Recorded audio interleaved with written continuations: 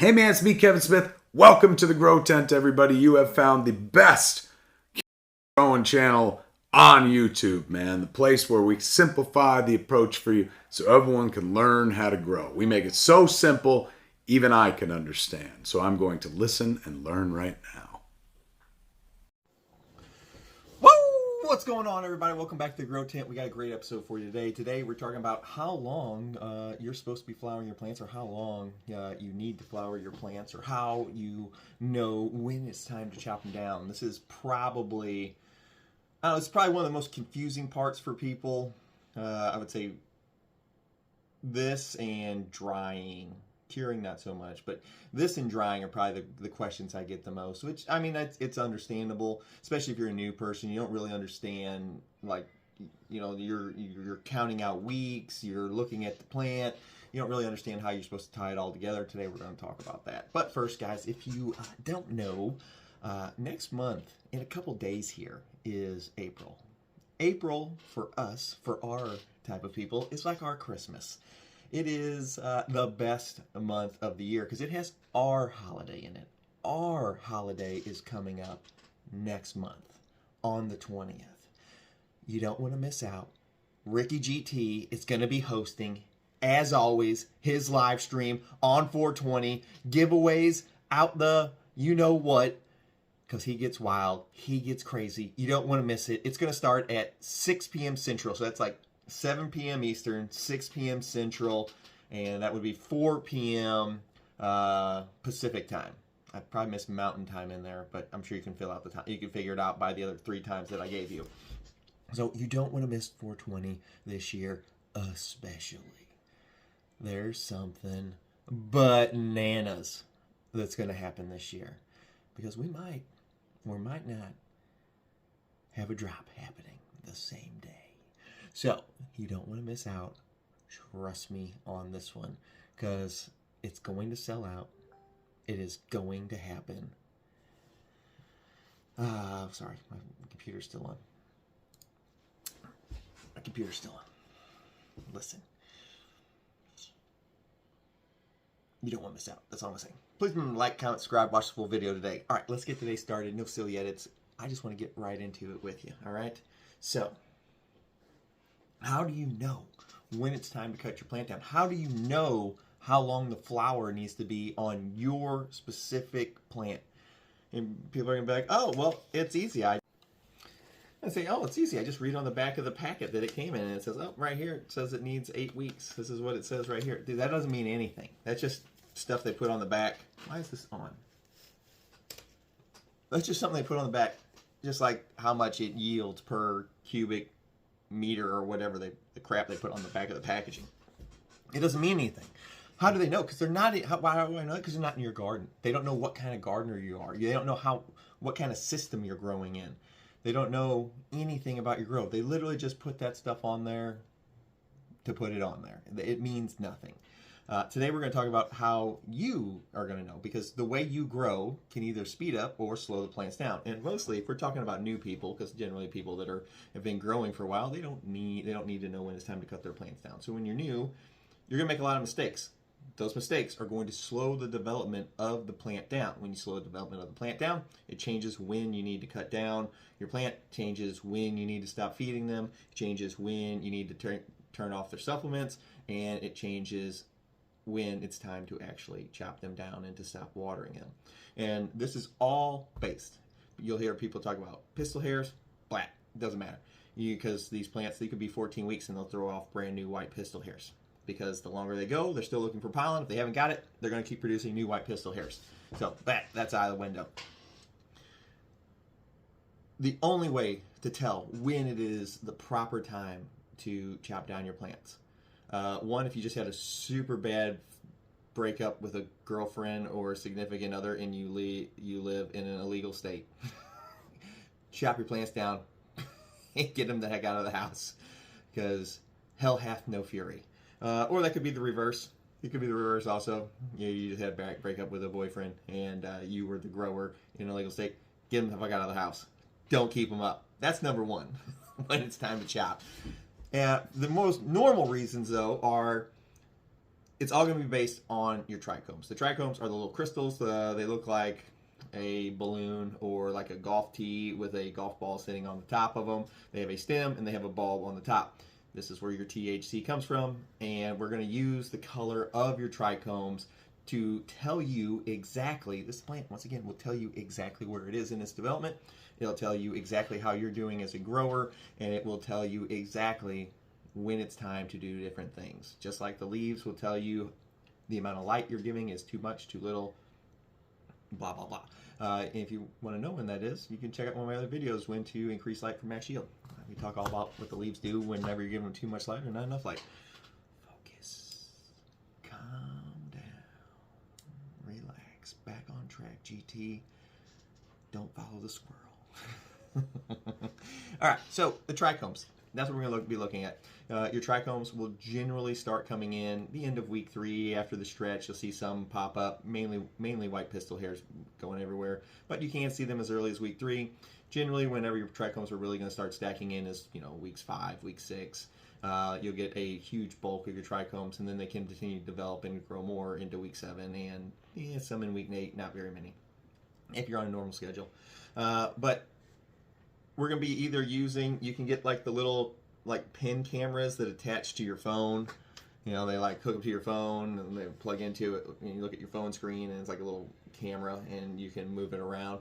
Those work. I prefer the jeweler's loops. I think they get a much more clear, and those pin cameras, they're just not very clear. Maybe I've just only used a couple of cheap ones, but I used the boroscope too, which is very expensive, and it wasn't much better. But they do work. They can give you the idea. I just really like the jeweler's loop because of how clear the picture is. The downside is you're probably going to get a little sticky.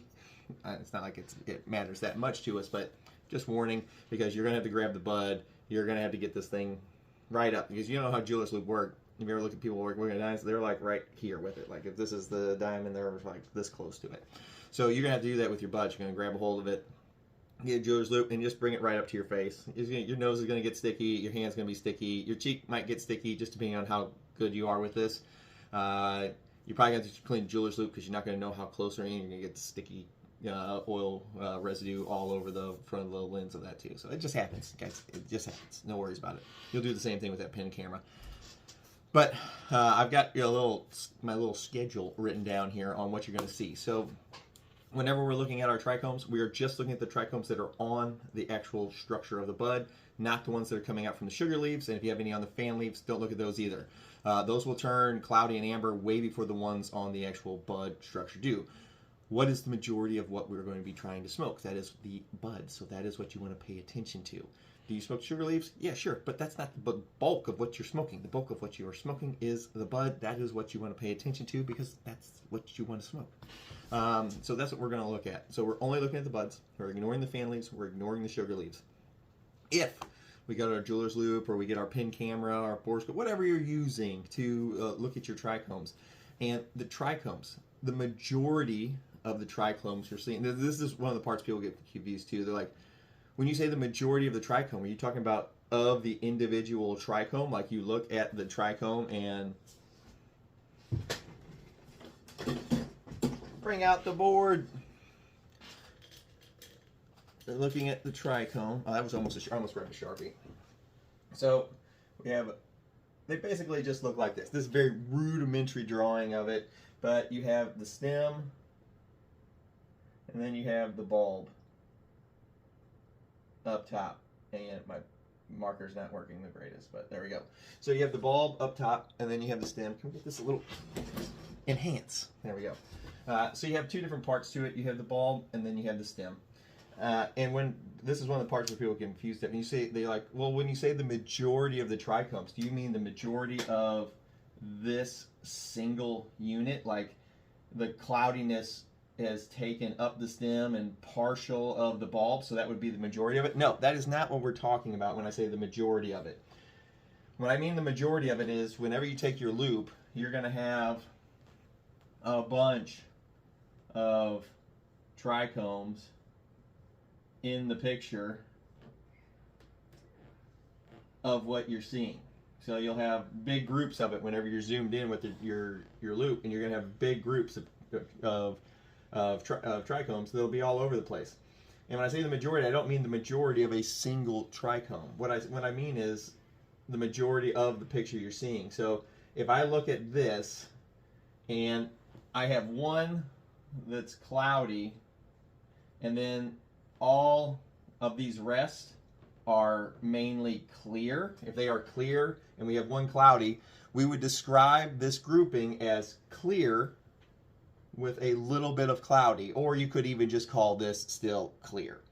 Anytime we see that it is clear, the majority clear with a touch of cloudy or no cloudy, you know you have 4+ weeks to go. So anytime you are majority clear with a little bit of cloudy, you know you have 4+ more weeks of flower. Now, you're just like, well, GT, that's freaking great. Now that I know that, I appreciate it. Oh, I'm going to get in trouble if I use that as a... We've got a clean sack here that we can use for my daughter's laundry pile. Alright, so we're going to take that off. We're going to take that off. I probably could have left the bottom half of that, but, you know, what are you going to do? Okay, so anytime we are clear, the majority of what we're seeing with our loop, and you can move your loop around. Basically, it'll generally all look the same when you're looking at the buds. But we're going to move our loop around, and we're going to say, all right, it's been 2 more weeks. Let's get our loop out, or our pin camera, whatever, and we're going to look and check our trichomes again to see what kind of progress we've made. Whenever we get on there and we check, now this one is still cloudy, this one is cloudy, this one, this one, this one, let's see, that's 4, 5. All right, so now whenever we check this time, we have increased from 1 cloudy to 6 cloudy. And now we would say we have the majority cloudy with some clear. And anytime we get to this ratio where we are cloudy with some clear, no amber yet, you might see the occasional one pop up, but generally it's going to be mainly cloudy with clear. We know we are at the 2 weeks. 2 weeks to go. So whenever we transition from clear with a touch of cloudy or no cloudy, we know we're at 4. It's been 2 weeks, we check again, we are majority cloudy with clear. So we've transitioned, we've flipped those two around. We've flipped those two around. And now we know we have 2 weeks to go. There's certain things that happen at the 2 week mark. At the 2 week mark, when we get to this position here, it means we cut off our food because the end is in sight. We know, we can see the finish line. It's right up around the corner. It wasn't like when we checked before and we were mainly clear with a little bit of cloudy. The finish line was still way off in the distance. Not anymore. We have transitioned to the end game. We are now cloudy with a touch of clear. Now, whenever we're talking about this, I am basing it on a 5 to 10% amber. The finish is what we're looking for. This is kind of the schedule. If you're one of those people that like, yeah, I like 50% amber, just message me. I'll tell you how to get to there because it'll be different than this for the people that like that huge amount. It's super couch-like feeling, or people that like, I really use this to like, I want to go to sleep. We're going to go for way more than a 5 or 10% amber. We're going to go for something more like a 35 or 40% amber, and that will change the schedule. This is, for most part, most people go with a 5 to 10% amber. One of the cool parts about this plan is you can do it however you want. So we are now at 2 weeks. 2 weeks to go. We have now cut off our NPK or our food. The only thing we'll be doing is water and your mag sulfur product. That is all you'll be doing for the next week, week 7. Week 8 will just be water, and then you will finish and chop down. So we have now entered the 2 weeks to go zone. You're like, GT, well, now where do we go? So the next stop you're going to check them. You've cut off food. You've only done water and mag sulfur for your week 7. At the end of week 7, just to make sure we are still on the right track.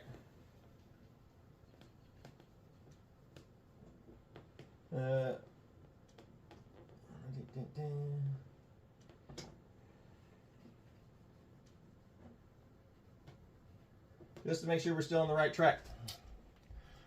And the red kind of works out because we're switching amber, so but we'll have to clean a few of these up. Oh no. Oh no. There we go. Okay. So now it's been another week. Now we are cloudy, the blue, and then amber represents the red. So when we check at the end of week 7, we now see this. We are now a majority cloudy with a minority of amber. And you will see this represented anywhere from 5%, 10%, 15%. Once again, this is all based on what you guys like. And once we see this, once we have the majority, the group, remember, not the individual, the majority of what we're seeing is cloudy with amber, then we know it's time to chop. The other thing is, another part people get confused on is the amount of amber that they need to see. And they think that the stock's not working very good. They think that the entire stem needs to be, or here. So you have your stem, and then you have your bulb at the top. Kind of looks like a mushroom or other things. I know what you mean. But this is the part people get confused about. They will either see like this much of the stem has amber in it. Okay? Or, and if you have any amber in this at all, you consider it an amber trichome. It does not need to be full to be considered an amber trichome. If you have any amber anywhere, and it doesn't always start from the bottom. If you have any amber, you could have just amber just like right here in this corner. Or you could have it at the bottom like we just had. Or you could have the whole top of it full of amber. Or you could have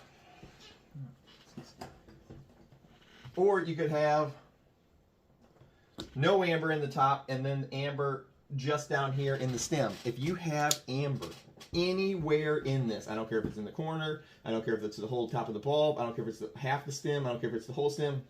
You have any amber anywhere in this trichome, it is considered an amber trichome. It works the exact same way with whenever you're going from clear to cloudy. You can, if it's in the stem, if it's in the bulb, if it's in both, if it's just one, the other, it's in the corner, you consider that a cloudy, not a clear. So any transition in this trichome, and you consider it to have transitioned to its next color phase. So anytime you see amber in the stem or the bulb or any combination thereof, it's an amber trichome. Okay, so that's the other part people get really confused about. They're like, well, I'm not amber yet because it's not full. Like I've only got partial of this filled up. It's not an amber trichome till it fills the whole trichome up. That's incorrect. Anytime you see any amber, that's an amber trichome, and you call it a day. Because sometimes they won't ever fill up the entire thing. But that's how that works. All right, so I hope this cleared up any confusion you have. If it didn't, you can always email me at 2thegrowtent@gmail.com. That's the number 2, thegrowtent@gmail.com. All right, I hope that cleared up any confusion you had about it. If not, just send me an email. Don't miss out on 420. Ricky GT is going to be in the house. Trust me, you don't want to miss this one. I'll see you guys next time. I'm GT. I'm out of here.